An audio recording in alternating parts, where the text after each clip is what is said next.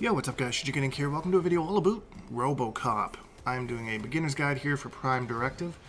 So this is just kind of getting started, overlook at Robocop and this variation and the different things that he does. So I'm going to start with normals and strings, and then we're going to go into special moves and game plan afterwards. So if you're new here and you enjoy content like this, please consider subscribing.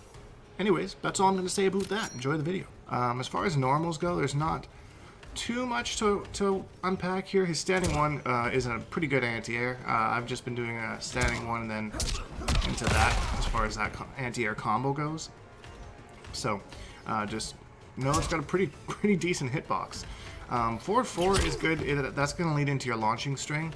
It has lots of range. It's fairly quick and it's safe. So I mean, there's that. Forward 3, of course. And then forward 2 is going to lead into your crushing blow string that you're going to want to use. Those are probably going to be the main buttons that you use. One of the things as far as normals that he has is really cool is his sweep. So this sweep has a lot of distance. You see there it kind of stumbled Sub-Zero back. So there's 2 hits to this. The second hit knocks you down. If you just clip them with the first, they're just going to stumble backwards. So keep that in mind. That's actually pretty good for your overall game plan. You know, someone's maybe trying to get in, that staggers them backwards, that creates your space. And then you're going to move back into the area that you may or may not want to be in, depending on the matchup that you're playing. So yeah, there's that. His down 1, his down 3 are both really, his down 3 is really good. So make sure that you use those. His pokes have a lot of hit advantage, so don't be scared to go poke into that, poke into forward 4. It's one very unique thing about Robocop is his pokes leave him pretty plus. Let's have a look. Like his down 1 is plus 14, down 3 is plus 14. That one's minus 10, so you got to be aware of that. Don't abuse it. Down 1 is just minus 5, so I mean, just throw that shit out there. But make sure that you're hit confirming your pokes, guys. This is something that I find a lot of times in my lessons that I've been doing. Which, by the way, if you want to sign up, Patreon link in the description down below. Is people not hit confirming their pokes. So pokes, I'll block it, and then because I blocked their poke, they're trying to go into another string, but they're negative. So my string comes out first, and I hit them. So just a general rule, just make sure that you make sure that your poke actually hit, or just have your strategy in there so that you know that it will. That's that. So moving on to his strings. So forward 2, 1, 2, that has a crushing blow in it for if it counters or punishes. So please make sure to use this. You don't always have to punish with a combo, and in a situation like this, if you can get your forward 2 out as a punish, then that works great. And you can get your crushing blow for your punish, and then you've cashed out on that, so then you don't have to worry about that anymore. It's unbreakable damage. I believe it's 250 damage that it does, so it's a pretty big chunk, a quarter of their life bar. That's about the range of most of his combos are anyways, and you can't air escape it, so keep that in mind. Forward 3, 2, good space control move. You can keep it safe going into flamethrower, relatively safe. We're going to talk about specials though in a minute. Just kind of throw it out every once in a while on neutral. Or if you want to try and whiff punish somebody coming in. That's the one thing about Robocop is he's a little kind of like stiff, you know, but I mean, I think everyone expected that. But he has pretty decent range in this kind of zone here, so make sure to use it. Most of his combos will end up pushing your opponent full screen, which ideally in this variation is kind of what you want. So yeah, it's just advantageous spacing is all that is, so just be aware and pay attention. Alright, so back 1, 2. You can do it close, kind of close to you, or far away. This is a nice move to use because he kind of moves back out of the splash zone of the little projectile there. So it keeps it pretty safe if you want to just kind of whiff it if you think someone's going to move into your space. And again, hits almost full screen. So you get to create that distance, which is kind of what Robocop does. So forward 3, 2, 2, 1, 1, 1. Unsure exactly how good the string is quite yet. I haven't really played around with it too much. I usually only use it for forward 3, 2 and then cancel into whatever. It seems to be a decent grounding string. Does some okay damage, I suppose. But I mean, you can just cancel into something else and get very similar damage without worrying about all the extra inputs. So not 100% sure that I would use that. So anyways, let's talk about this variation's special moves, which is kind of the bread and butter. If you're playing this, you're going to be using a lot of special moves. So, ideally, you'd be... I'm hesitant to say he's a zoner because he just like plays this space control game in here quite well. Full screen, yeah, he does really well. So there's a bullet launch, you can do it at a bunch of different spaces. medium, and far. So this is going to be your main zoning move. So we are going to put the AI to block. So if they block this full screen, you're +8. So most of the time what I do is I go into that. Now once I've established, so okay, I'm getting ahead of myself here. So +8 full screen. It's plus a little bit more, I think, the closer you get. But so that's that move. I'm going to get into how to use it in just a second here. I don't want to get ahead of myself because I do that all the time and it annoys me. So mid shots. You have a crushing blow off of this if you go underneath another projectile and punish the opponent. So the projectile has to be going over you, and you actually hit this as a punish, and then you shoot them in the pee-pee. Or the kitty, whatever gender you're playing against. It's weird because, like, he doesn't actually go under it. Like, Sub-Zero's Ice Ball, for example, you can just see it, like, just going through his head. So don't let that fool you. You can still go under high projectiles. Just have to time it right. I find it's more useful kind of in this range because the farther out you get, the more chance they have for recovery. So if that's a crushing blow that you're fishing for, maybe try and close the distance a little bit so that you can just react to the startup. And bam, shoot him, you get your crushing blow. 3 shots. I believe they're -14 on block. Low auto amplify. -16 on block. So that's basically going to be giving up your turn when you do those, so just keep that in mind. That's your opponent's chance to move if you're fighting against Robocop. That's going to be your chance to move if you're kind of getting zoned out or do a move or something, counter it. So yeah, so there's that. We also got the missile. Straight missile I find is really good for catching people who like to jump. Because it's not that great of a zoning tool outside of that. We use it a little bit more up close, and I'll get into that in a minute. But yeah, you can also amplify it and delay it, so that can kind of catch people if they're gonna try and react to it and jump over it. Then you're just like, nah, B. That's what I meant to do, but yeah. And then lastly, of the Riot Shield, the cancel on this is super quick. So like, feel free to use this quite often. Again, crushing blow if you catch a wake-up attack or a flawless block attack. 330 damage, I believe it is. So definitely, the mind game with this is to make people scared to wake up. So we have Sub-Zero here, and we hit him and we're start doing this on his wake up, and he's noticing, so now he's scared to do a wake-up attack because we're using the shield, and then we're like, bam! So then we just start attacking him on wake up, start throwing him on wake up, start doing whatever because he's too scared to do a wake-up attack because we're just like, oh, did I get you? Oh, did I get you?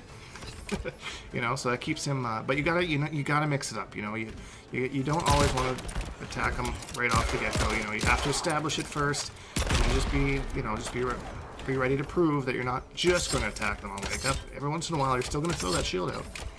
It also absorbs projectiles as well, so it's really good to.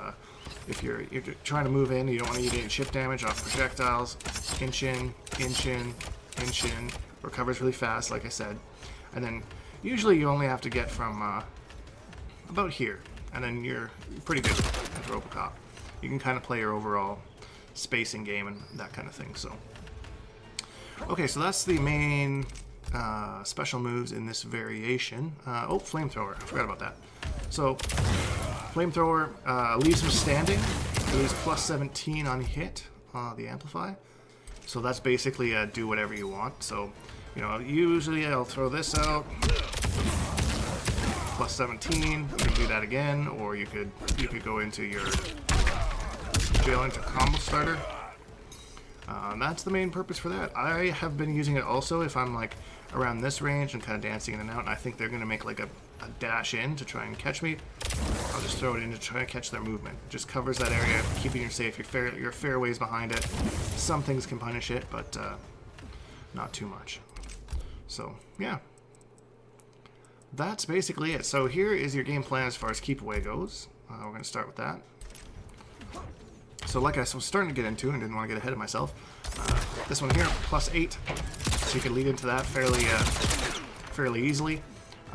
Now the game plan is, after you do this, you're giving up your turn. So you want to be aware of that. So what you can do is you start to kind of get them used to the fact that, okay, I'm going to do this, then he's going to do this. So I'll just wait and block all of it, and then I'll move in. Similar to the shield thing that we were talking about. We want to condition them and make them, you know, and that's when you start doing this. So you do this, and then you're establishing that you're going to do that right afterwards.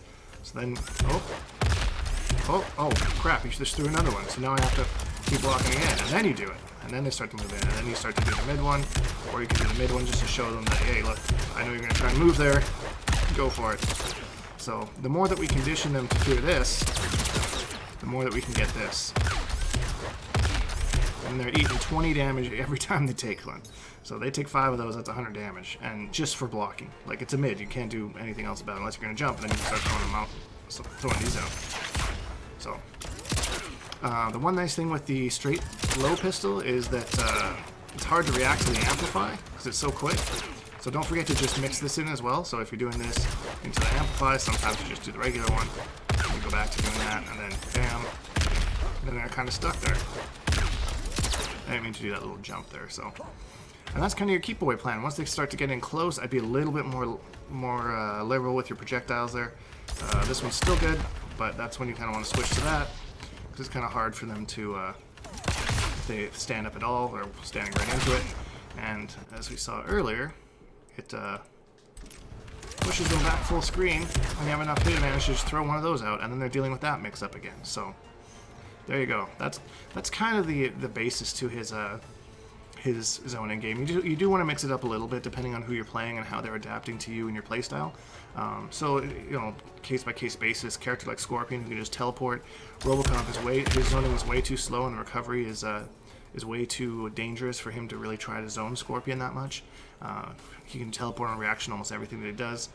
So you want to play that matchup kind of a little bit more in here and take advantage of the space control, and that's what we're going to talk about right now. So, like I mentioned, lots of advancing strings. Forward 4-2 is this launcher.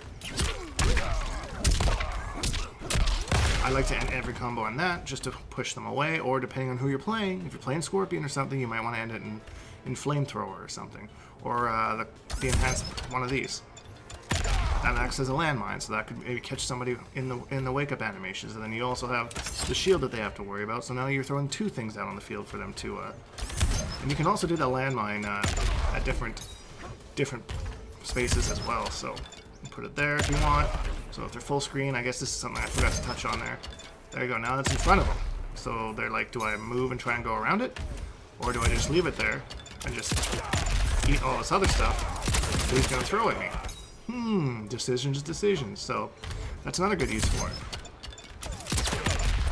Or you could end your combos in. Let's see if I can hit one off the first try. I severely doubt it, but...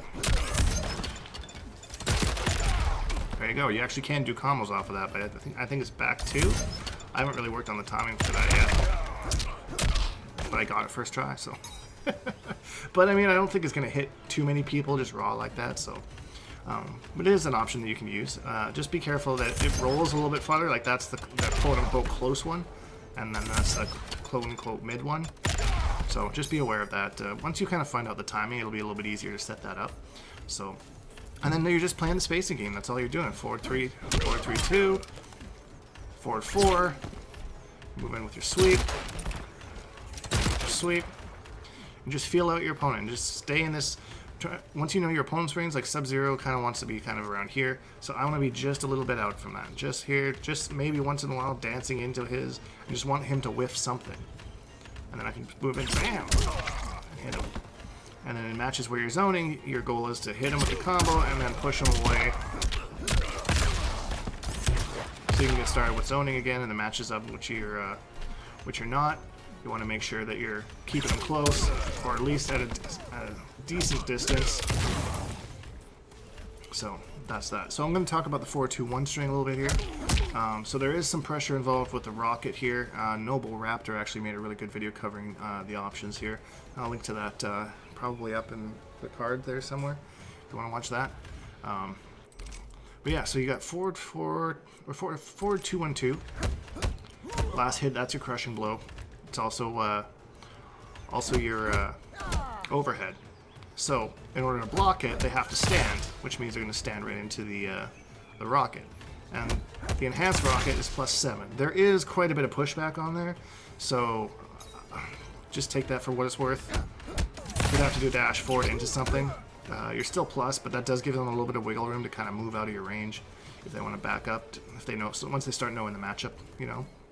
So, but it is a decent mix-up, and it will catch flawless blocks as well if they try and, because this has a flawless block gap at the end of it on the last hit. So be careful of that. You don't want to abuse it too much and then start getting flawless block punished and stuff. So yeah, something to be aware of. So. But yeah, that's a good stagger on its own at -5. Puts you right at throw distance. He has crushing blows off his throws. I think both of his throws, if I'm not mistaken. But I'm just going to double check because I don't like to lie to people. Yeah, both throws. So just keep in mind, keep an eye out for that, that escape failed. And then just hit him with it. Hit him with the crushing blows. Give it up. So that's kind of basic game plan for Robocop. When someone gets up close, you want to make sure that you're at the distance that you want to be in, and then punish accordingly, or make them whiff punish. If you're wanting to zone, make sure you end your combos with the rocket, just to push them full screen. And once you're zoning, just make sure you're mixing this up. There you go. So once you put that out, like the meter burn one, kind of keep your low one safe there. So yeah, that's Robocop Prime Directive, my beginner's guide in a nutshell. I don't feel confident enough to make an advanced guide on it yet. I still need to work on it a little bit more, but hope you found this helpful. And if you did, please leave a like because it really helps me out, and subscribe if you haven't, because we make new videos almost every single day. Hashtag Bonehawks, all that stuff, and we'll see all you guys in the next video.